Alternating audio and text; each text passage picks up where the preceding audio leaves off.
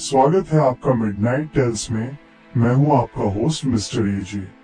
कमजोर दिल वाले इस वीडियो को न देखें।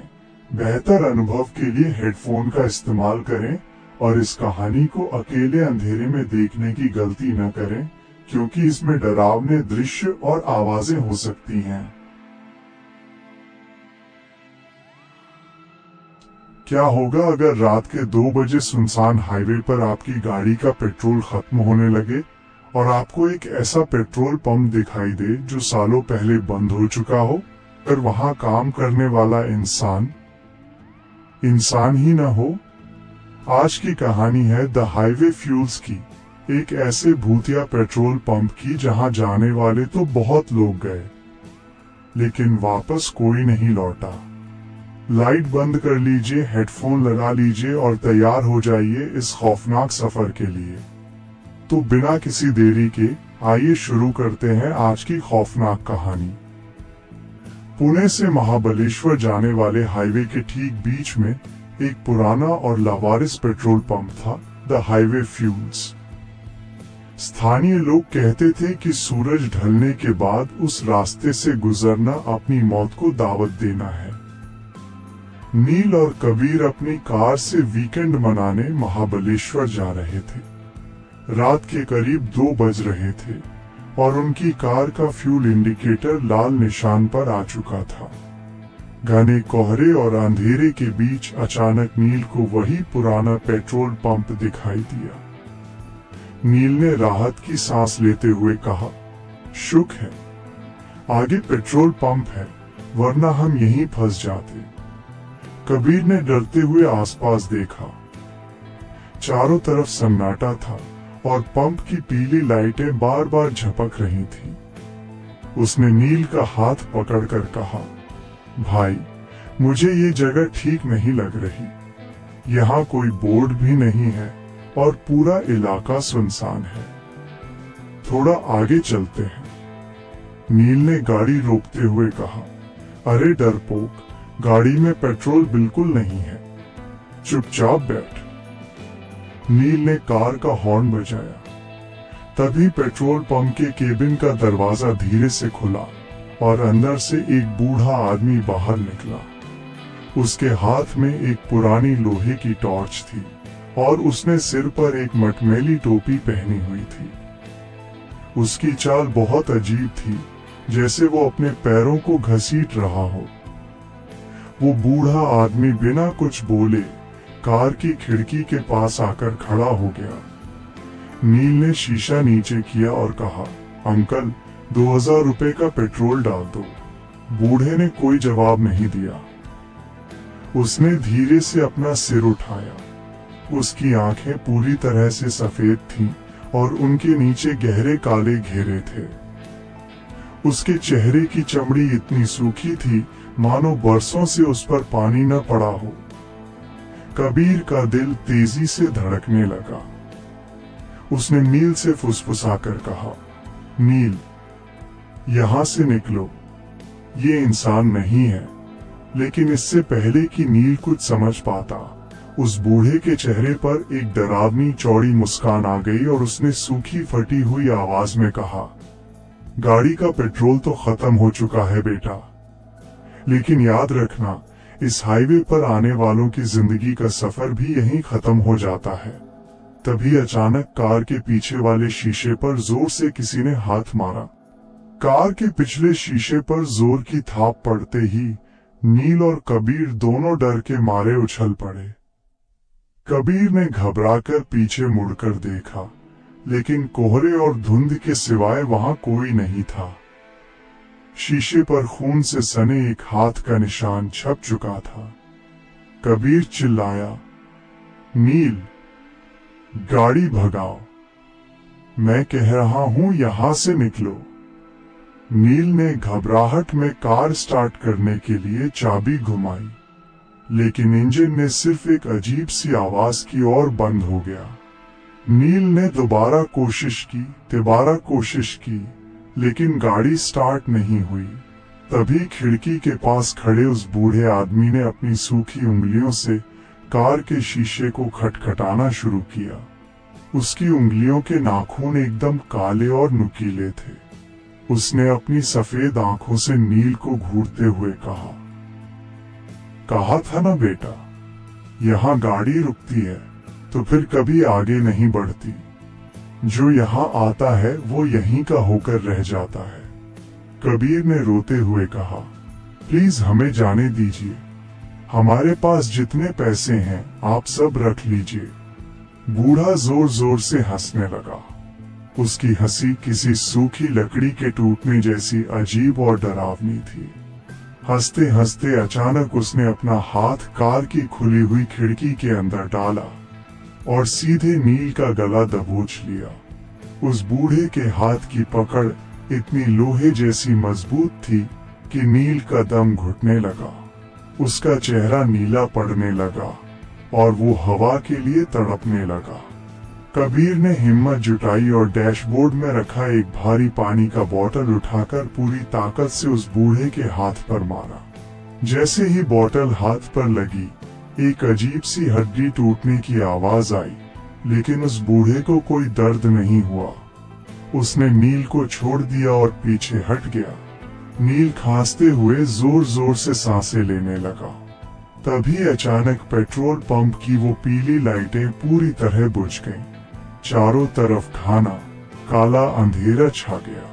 कबीर ने अपने फोन की फ्लैशलाइट जलाई और खिड़की के बाहर रोशनी फेंकी, लेकिन बाहर देखते ही उसके होश उड़ गए।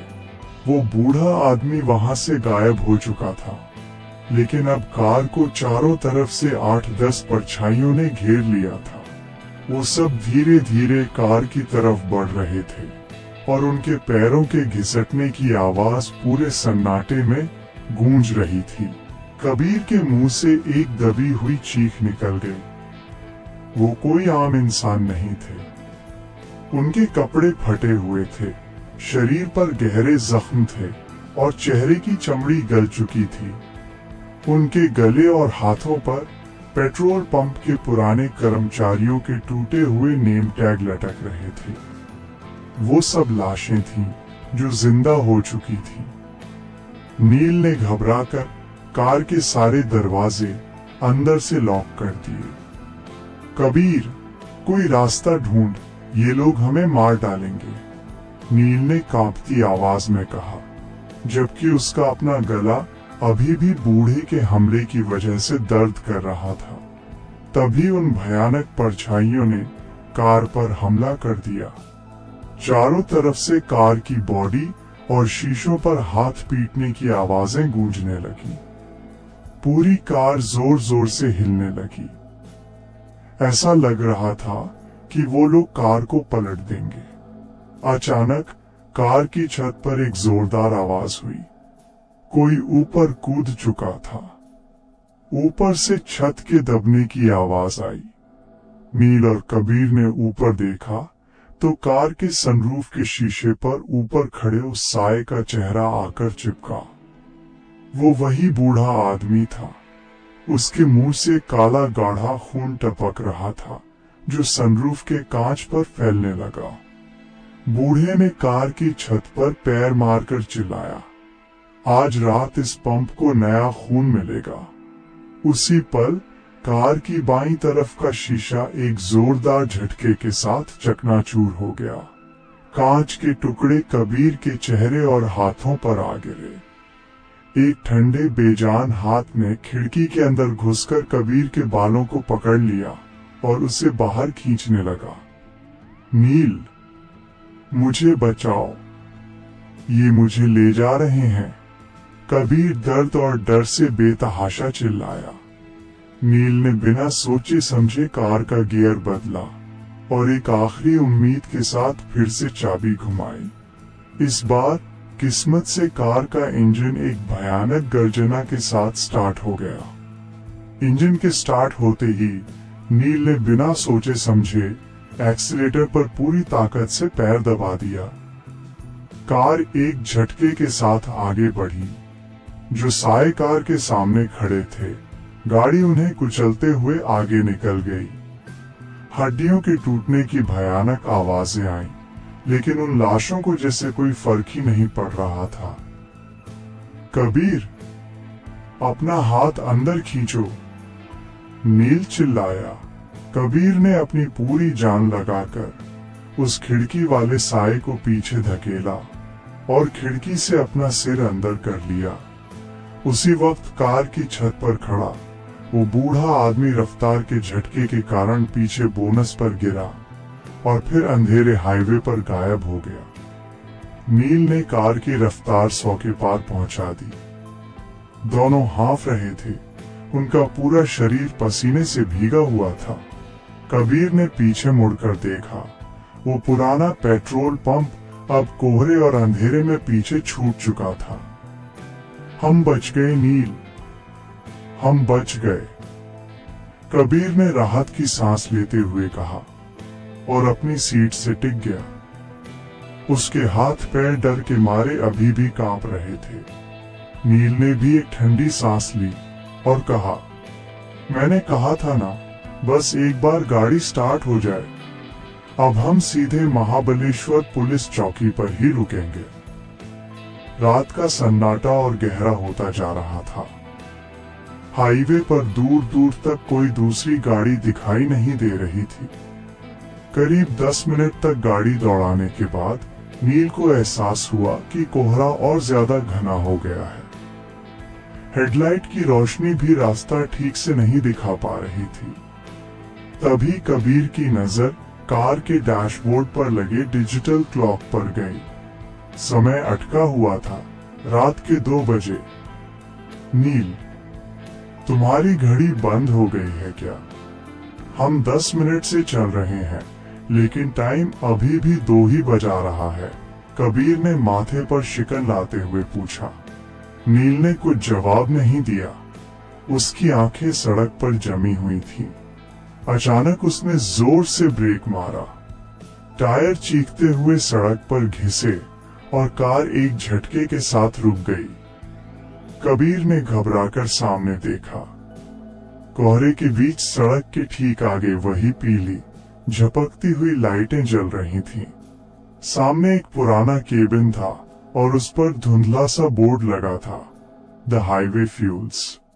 वो लोग 10 मिनट से भाग रहे थे, लेकिन घूम फिर कर वापस उसी भूतिया पेट्रोल पंप के सामने खड़े थे। कबीर की आंखें फटी की फटी रह गईं। सामने वही पुराना मनहूस पेट्रोल पंप था। झपकती हुई पीली रोशनी में सब कुछ वैसा ही डरावना लग रहा था। ये कैसे हो सकता है नील? कबीर की आवाज गले में ही अटक गई। हम तो सीधे जा रहे थे, हमने कोई यू टर्न नहीं लिया। नील के चेहरे से खून गायब हो चुका था। उसने बिना कोई जवाब दिए कार को रिवर्स गियर में डाला और गाड़ी को पीछे भगाने लगा। लेकिन जैसे ही उसने पीछे देखा, कार के बैक कैमरे और शीशों में सिर्फ घना काला कोहरा दिखाई दे रहा था, मानो पीछे की सड़क ही गायब हो चुकी हो। तभी कार का रेडियो अचानक अपने आप चालू हो गया। तेज खरखराहट की आवाज के साथ रेडियो में से किसी के हंसने की आवाज आने लगी। वो उसी बूढ़े की भयानक हंसी थी। रेडियो से एक खोखली आवाज गूंजी, भागो, जितना भाग सकते हो भागो, लेकिन इस हाईवे की कोई मंजिल नहीं है। तुम इसी दायरे में घूमते रहोगे जब तक तुम्हारी सांसें इस पंप का ईंधन नहीं बन जाती। अचानक कार के चारों दरवाजे खुद ब खुद अनलॉक हो गए। उसी पल कार का इंजन फिर से बंद हो गया और हेडलाइट्स गुल हो गईं। अब चारों तरफ सिर्फ पेट्रोल पंप की वो मध्यम पीली लाइट जल रही थी। कबीर ने घबराकर अपने फोन को देखा। उसकी बैटरी 90% से सीधे 1% पर आ चुकी थी। नील, गाड़ी से निकलो, यहाँ अंदर बैठे रहे तो ये हमें यहीं दफना देंगे। कबीर ने चिल्लाकर दरवाजा खोला। दोनों कार से बाहर कूद गए। रात की हवा बर्फीली थी और उसमें पेट्रोल के साथ किसी सड़ी हुई चीज की बदबू आ रही थी। वो दोनों हाईवे पर पीछे की तरफ भागने लगे, जहां से वो आए थे। अभी वो कुछ ही मीटर भागे थे कि कोहरे में से किसी के चलने की आवाज आई। सामने से वही बूढ़ा आदमी अपनी लोहे की टॉर्च लिए धीरे धीरे उनकी तरफ बढ़ रहा था, लेकिन इस बार वो अकेला नहीं था। उसके ठीक पीछे कोहरे को चीरते हुए 8-10 और साए चले आ रहे थे। नील और कबीर पीछे मुड़े, लेकिन उनके पीछे भी वही लाशें रास्ता रोके खड़ी थीं। वो दोनों मौत के चक्रव्यूह में पूरी तरह घिर चुके थे। नील और कबीर दोनों हाईवे के बीचों बीच पीठ से पीठ सटाकर खड़े हो गए। दोनों तरफ से मौत उनके करीब आ रही थी। सामने बूढ़ा अपनी सफेद बेजान आंखों से उन्हें घूर रहा था और पीछे वो भयानक सड़ी हुई लाशें खड़ी थीं। अब हम क्या करेंगे नील? कबीर ने रोते हुए पूछा। उसकी टांगें कांप रही थीं। नील ने आसपास देखा। हाईवे के दोनों तरफ घना काला जंगल था। उसने कबीर का हाथ कसकर पकड़ा और कहा, सड़क पर हम घिर चुके हैं, जंगल में भागो, वहां शायद ये हमारा पीछा न कर पाए। दोनों ने सड़क छोड़ी और घने जंगल की झाड़ियों की तरफ दौड़ लगा दी। पीछे से उस बूढ़े की एक दिल दहला देने वाली चीख गूंजी, मानो उसने अपने भूतों को शिकार पर टूटने का इशारा कर दिया हो। जंगल के अंदर घुप अंधेरा था। पेड़ों की सूखी टहनियां उनके चेहरों और कपड़ों को छील रही थीं, लेकिन डर इस कदर था कि उन्हें दर्द का एहसास ही नहीं हो रहा था। पीछे सूखे पत्तों पर कई पैरों के तेजी से दौड़ने की आवाजें आ रही थीं। वो लाशें बहुत तेजी से उनका पीछा कर रही थीं। भागते भागते अचानक कबीर का पैर एक पेड़ की जड़ से टकराया और वो मुंह के बल जमीन पर गिर पड़ा। नील, मुझे बचाओ, कबीर चिल्लाया। नील तुरंत पीछे मुड़ा और कबीर को उठाने के लिए हाथ बढ़ाया, लेकिन जैसे ही उसने कबीर को पकड़ना चाहा, अंधेरे में से दो ठंडे सड़ चुके हाथों ने कबीर के दोनों पैर पकड़ लिए और उसे बड़ी बेदर्दी से घसीटते हुए वापस अंधेरे की तरफ ले जाने लगे। नील, मेरा हाथ पकड़ो। नील। कबीर हवा में हाथ पैर मारते हुए बेतहाशा चिल्ला रहा था। नील ने कबीर का हाथ पकड़ने की पूरी कोशिश की, लेकिन अंधेरे से उठी एक काली परछाई ने नील के सीने पर जोरदार वार किया। नील कई फीट पीछे जा गिरा। जब तक वो संभलकर खड़ा हुआ, कबीर की चीखें जंगल के सन्नाटे में दूर होती चली गईं और फिर पूरी तरह शांत हो गईं। कबीर जा चुका था। नील जंगल में बिल्कुल अकेला बच गया था। तभी उसके पीछे एक पेड़ की डाली हिली और ऊपर से एक ठंडी सांस उसके गले पर आकर छुई। नील के गले पर वो बर्फीली सांस छूते ही उसकी रीढ़ की हड्डी में एक ठंडी सिहरन दौड़ गई। उसने बेहद डरते हुए धीरे धीरे अपना सिर ऊपर उठाया। पेड़ की घनी डालियों के बीच वही बूढ़ा आदमी उल्टा लटका हुआ था। उसका चेहरा नील के चेहरे से महज कुछ इंच की दूरी पर था। उसकी सफेद आंखें अंधेरे में चमक रही थीं और उसके चेहरे पर वही खौफनाक चौड़ी मुस्कान थी। तुम्हारा दोस्त तो इस पंप का हिस्सा बन गया बेटा, बूढ़े ने फुसफुसाते हुए कहा। अब तुम्हारी बारी है। नील डर के मारे पीछे हटा और पागलों की तरह जंगल में आगे की तरफ भागने लगा। रोते और हांफते हुए वो बस दौड़ता रहा। उसे समझ नहीं आ रहा था कि वो कहाँ जा रहा है। अचानक जंगल खत्म हुआ और वो वापस उसी हाईवे पर आ गिरा। सामने कबीर की कार खड़ी थी, बिल्कुल वैसे ही जैसे वो उसे छोड़कर भागे थे।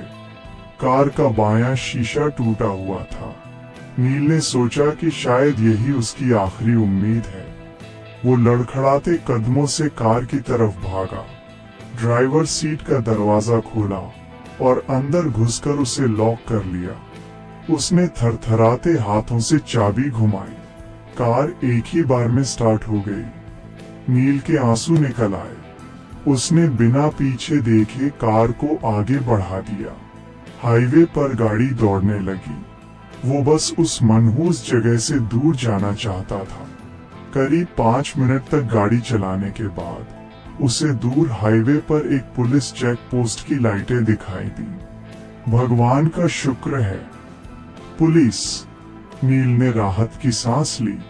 उसका दिल अब भी जोर जोर से धड़क रहा था। उसने कार की रफ्तार कम की और चेक पोस्ट के पास गाड़ी रोक दी। गाड़ी रुकते ही एक पुलिस अफसर हाथ में टॉर्च लिए कार की तरफ बढ़ा। नील ने रोते हुए कार का शीशा नीचे किया और कहा, सर प्लीज मेरी मदद कीजिए, पीछे पेट्रोल पंप पर कुछ है, उन्होंने मेरे दोस्त कबीर को मार डाला। पुलिस वाले ने अपनी टॉर्च की रोशनी सीधे नील के चेहरे पर मारी और अपनी टोपी को थोड़ा पीछे किया। जैसे ही टॉर्च की रोशनी पुलिस वाले के चेहरे पर पड़ी, नील की सांसें हलक में अटक गईं। पुलिस की वर्दी में वही बूढ़ा आदमी खड़ा था। उसकी आंखें पूरी तरह सफेद थीं। बूढ़े ने डरावनी हंसी हंसते हुए कहा था ना बेटा, इस हाईवे की कोई मंजिल नहीं है। तुम चाहे जो रास्ता चुनो, लौटकर आना तुम्हें यही है। तभी नील को कार के बैक मिरर पीछे के शीशे में कुछ हलचल दिखी। उसने डरते हुए पीछे देखा। कार की पिछली सीट पर कबीर बैठा हुआ था, लेकिन वो अब जिंदा नहीं था। उसकी आंखें सफेद हो चुकी थी, चेहरा गल चुका था और वो सूखी आवाज में हंस रहा था। कार की पिछली सीट पर बैठे कबीर की लाश ने धीरे धीरे अपना सड़ा हुआ हाथ आगे बढ़ाया और नील के कंधे पर रख दिया। उसकी उंगलियां बर्फ जैसी ठंडी थीं। नील, तुम मुझे छोड़कर क्यों भाग रहे थे भाई? अब हम हमेशा यहीं रहेंगे, इस हाईवे पर, कबीर ने एक खोखली भयानक आवाज में कहा। नील पूरी तरह सुन्न हो चुका था। डर की सीमा पार हो चुकी थी। अब उसके शरीर ने जवाब दे दिया था। वो न तो चिल्ला पा रहा था और न ही हिल पा रहा था। सामने खड़ा वो बूढ़ा पुलिस अफसर धीरे धीरे कार का दरवाजा खोलने लगा, जो अंदर से लॉक होने के बावजूद खुद ब खुद खुल गया। चलो बेटा, तुम्हारी यात्रा पूरी हुई, अब गाड़ी से नीचे उतरो, बूढ़े ने कहा। नील को ऐसा लगा जैसे कोई अदृश्य ताकत उसे कार से बाहर खींच रही हो।